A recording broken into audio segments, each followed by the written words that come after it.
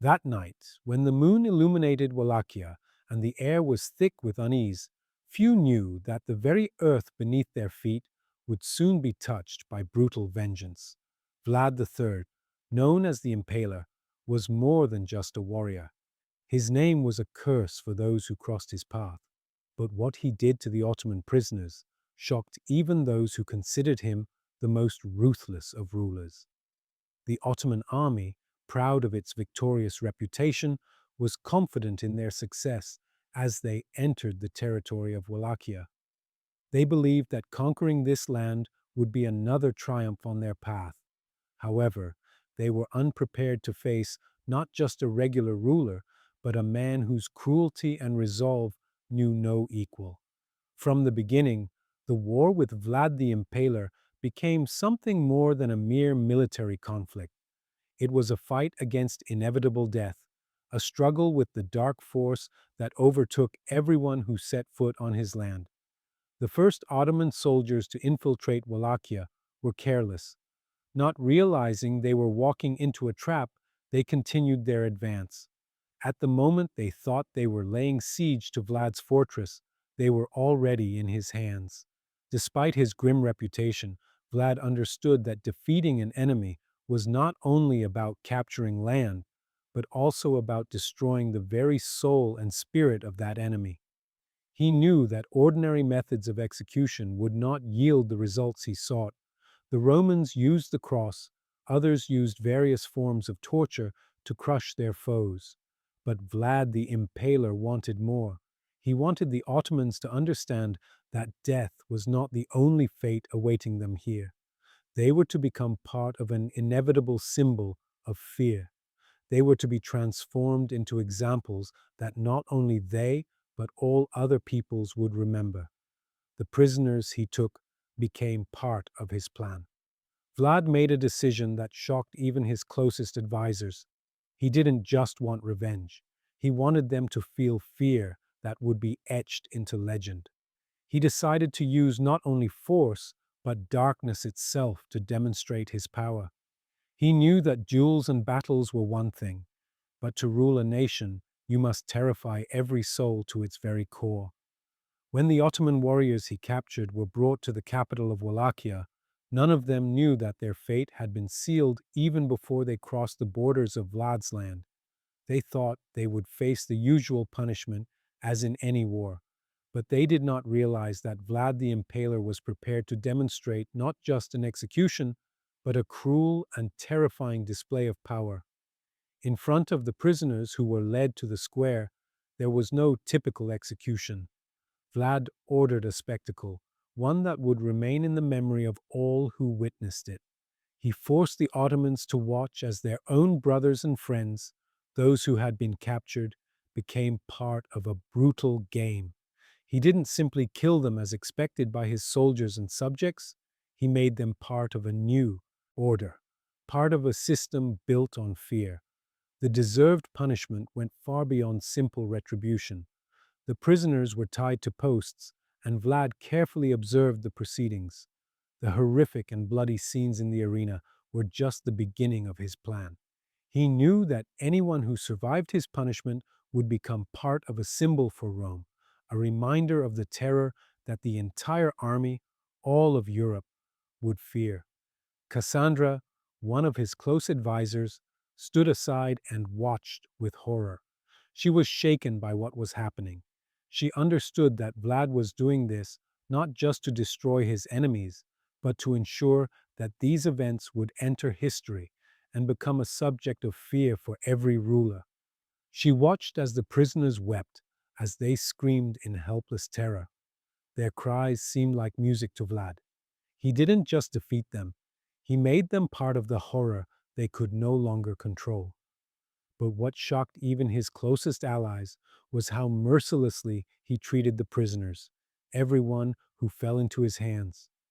In that moment, when his enemies began to doubt their endurance, Vlad decided to stage a scene that would change the course of the war. He didn't just destroy them, he turned every prisoner into part of himself, a symbol of his power and cruelty. Vlad the Impaler was not just a ruler, He was a symbol of terror and strength. His methods of intimidation and punishment were so brutal that even those close to him couldn't help but tremble at what was happening in his lands. He knew that to maintain power, it wasn't enough to win battles. You had to break the enemy's spirit, make them fear themselves. And in that moment, when the Ottoman prisoners stood before him, he became the embodiment of the terror that devours all in its path. When the last prisoner was tied to the post, Vlad stood before them, his eyes burning with rage and determination. He wasn't simply seeking revenge. He was ready to break the Ottomans so deeply that every one of them who returned to Turkey would carry that fear forever. He approached the first prisoner, and with a smile on his face, he ran his sword across his throat. But that was only the beginning. "This is not death," Vlad said. "This is only the beginning of what you will endure." With these words, he signaled his guards. The bodies of the prisoners began to transform into horrific examples. They were not just being killed, their souls were to be destroyed. On the field, which was surrounded by crosses and high posts, new terrifying sights began to appear. Vlad made the remaining prisoners watch as their comrades lost their lives, as their bodies became part of this endless sacrifice to be worshipped. Each prisoner who was still alive was given a choice: to be executed like the others or to become part of something greater. Most, exhausted and terrified, chose death, but some wanted to survive. They became part of the most dreadful punishment. They became living sacrifices whose bodies Vlad used to create a symbol of fear. He forced them to wear collars, to hang chains on themselves, symbolizing their complete submission. But this was the most terrifying part. They were not killed. They were turned into slaves of this cursed world. Those who remained alive were thrown into the dungeon. It was not so they could survive their pain, but so they could become part of a new reality. Now, they were not just prisoners. They had become part of Vlad's cruel game, his army of fear. Each day they awoke, expecting new horrors. They became part of rituals feared even by the most brutal soldiers. Over time, a disease of fear spread among them, slowly destroying their souls. They could no longer distinguish the real world from their nightmare. Vlad was right. They were now part of the darkness itself, and they could never leave it. No matter how hard the Ottomans tried to escape, Vlad knew that these people were now his strength. He knew they would remember not only the fear he had instilled in their hearts, but also the power he held over them. He made them understand that every one of their lives was now tied to what he had done. A few days later, he made them go to the square, where their bodies would be used to show anyone who passed by what would happen to those who dared to challenge him. The prisoners, now staring with dead eyes at the world, stood in a row, their bodies tied to posts, where they would remain forever. This was not an execution. It was a statement that he controlled their death and their life. For Vlad, there was no other way. He could not afford to stop. He knew that even these Ottomans, his enemies, could be used as symbols. He was creating an image that would live through the ages, one that would terrify not just those who encountered it, but also those who would become his subjects. Vlad the Impaler was not ready to stop. He knew that every action he took was not just punishment, but a warning to anyone who dared cross his path. He did not want to give the enemy the slightest chance to survive or attempt revenge. In his eyes, there was only cold resolve, and in his actions, a power capable of destroying not only bodies, but also souls. Each day, when the prisoners were brought out into the square to show their defeat, Vlad realized he was not just carrying out punishment. He was turning these people into symbols. They had become part of the story he wanted to leave behind. And if they could not survive the horror he had imposed, at least their deaths would serve as a lesson for everyone who continued to believe that the Ottomans could defeat Wallachia. Some of the prisoners, despite all the torture and humiliation, still tried to find strength to survive. But everything they saw around them destroyed their spirit. They were no longer just prisoners. They had become part of history, part of that dark tyranny that increasingly consumed both Rome and the East. But among them, there was one man who refused to accept the fate of a slave. He was the first to openly challenge Vlad to a fight. This man, a former Ottoman commander, stood despite his wounds and tried to rally the other prisoners to resist. His fury and determination were so strong that they earned the respect even of Vlad's soldiers. "I am not afraid of your tortures," he shouted, standing before Vlad. "You can break our bodies, but not our will." Vlad watched him closely. He knew that such words could be a threat, but he also knew that every gesture in this brutal world had a price. And in that moment, he understood that if the Ottomans could teach their people to fight, even they, these prisoners, could become worthy opponents. "Your words mean nothing," Vlad replied with a cold smile. "You do not realize that you have already lost. You and all your people will become part of this land. For whoever stands against Wallachia will not only face death, but eternal punishment." With each passing day, as Vlad unleashed his fury more brutally upon the prisoners, his reputation grew increasingly terrifying. The people in his own kingdom began to doubt whether their ruler had become too cruel, and though they feared him, they began to question if they had become part of some insane idea where fear controlled everything.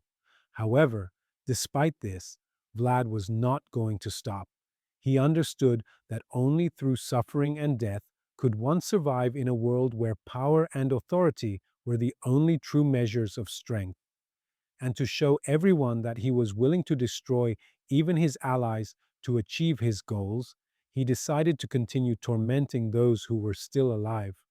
But one night, when Vlad arrived at the field where the executions usually took place, his gaze fell on one of the prisoners. This man was old, his body barely able to hold him alive.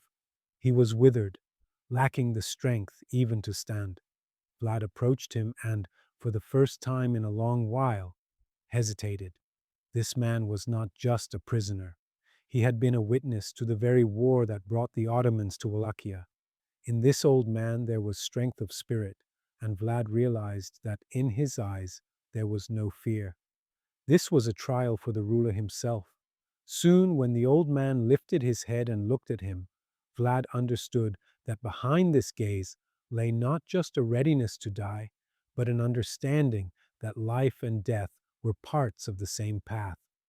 "You are not afraid of death," Vlad said, looking into his eyes. The old man did not respond, but his silence was more eloquent than 1,000 words. Vlad understood that his torments, his insane cruelty, might no longer have any meaning. He looked at the old man, and for a moment, doubt filled his heart. But he did not allow himself to succumb to this feeling. He knew that only through complete submission and terror could one conquer. Even if his methods were cruel, it was his choice. Realizing that the time had come, Vlad turned and walked away, leaving the old man in the shadow. He understood that those who survived with him would remember his methods, but they also knew that one name would be written in history, the name of Vlad the Impaler. Weeks passed, and things began to unfold in ways he had not expected. The people of Wallachia, increasingly exhausted by their ruler's cruelty, began to question whether it was worth continuing to support him. The publicity, fear, and uncertainty were becoming too much. And though Vlad was cruel to his enemies, among his own subjects, there were whispers about whether his rule had caused more pain than benefit.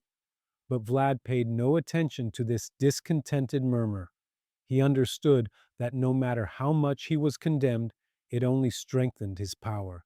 The Roman Empire, the Ottoman Empire, and all those who dreamed of war would soon learn that the fear of Vlad, the Impaler, would haunt them for a long time. And this was just the beginning.